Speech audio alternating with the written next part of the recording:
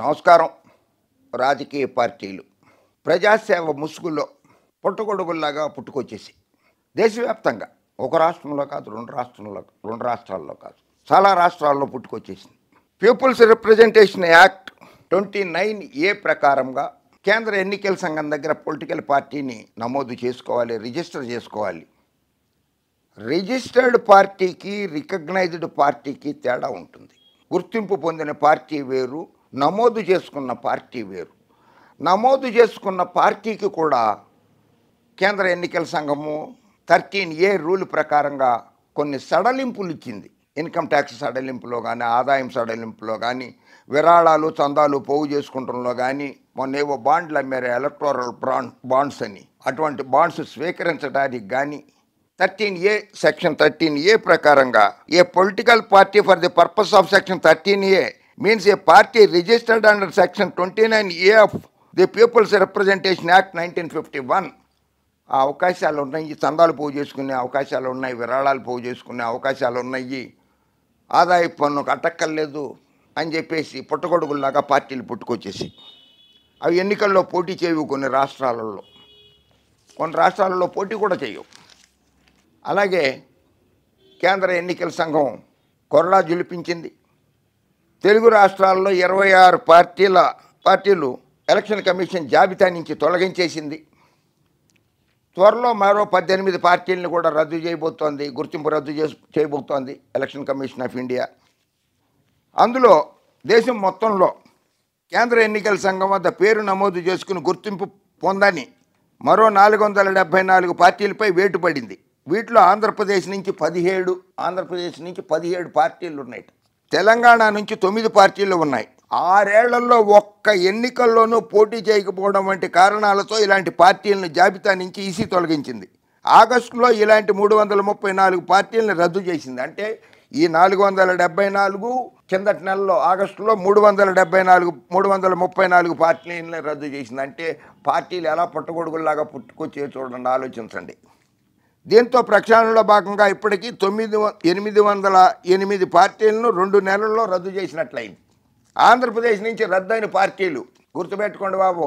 ఆంధ్రప్రదేశ్ నుంచి రద్దయిన పార్టీలు all India liberal party, all India మంచి పార్టీ, భారత ప్రజాస్పందన పార్టీ, భారతీయ చైతన్య పార్టీ, భారతీయ సధర్మ సంస్థాపన పార్టీ, గ్రేట్ ఇండియా పార్టీ, జై ఆంధ్ర పార్టీ, జై సమాఖ్యాంధ్ర పార్టీ.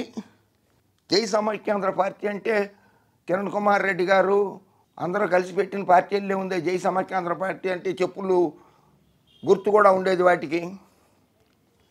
జై సమాఖ్యాంధ్ర పార్టీ, పేదల పార్టీ, పేదరిక నిర్మూలన party, political essential and accurate council of experts party, Prajapalana party, Rayalaseema Congress party, Rayalaseema పరిరక్షణ సమితి, సమైక్య తెలుగు రాజ్యం, వెనుకబడిన వర్గాల మహిళా రైతు పార్టీ, వైఎస్ఆర్ బహుజన్ పార్టీ. ఇన్ని పార్టీలు 17 పార్టీలు ఆంధ్రప్రదేశ్ నుంచి ఉన్నాయి. వాటిని రద్దు చేసేసిన ఎలక్షన్ కమిషన్ ఆఫ్ ఇండియా. తెలంగాణలో లోక్సత్తా పార్టీ రద్దయింది. ఆ లోక్సత్తా పార్టీ జయప్రకాష్ నారాయణ గారు పెట్టారు.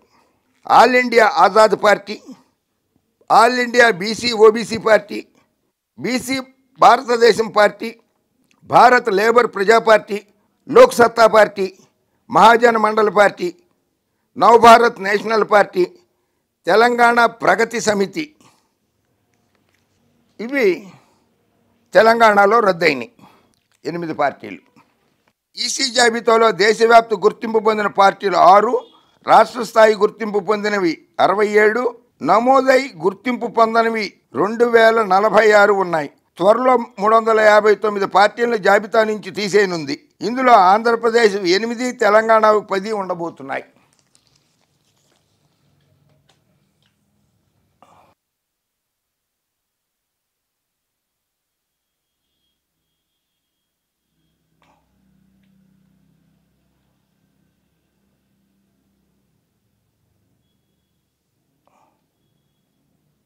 పార్టీ నడపడం అంటే, పార్టీ పెట్టడం అయితే ఈజీ ఏమో కానీ పార్టీ నడపడం అనేది చాలా కష్టం.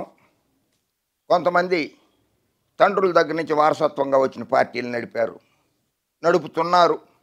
కొందరు మామగారి దగ్గర నుంచి వచ్చిన పార్టీలని నడుపుతున్నారు. కొందరు మేనమామ గారి దగ్గర నుంచి వచ్చిన పార్టీలని నడుపుతున్నారు. స్టాలిన్ గారు ఉన్నారు, వారసత్వంగా వచ్చింది ఆయనకు ఆ పార్టీ. కరుణానిధి గారు తర్వాత ఆయన.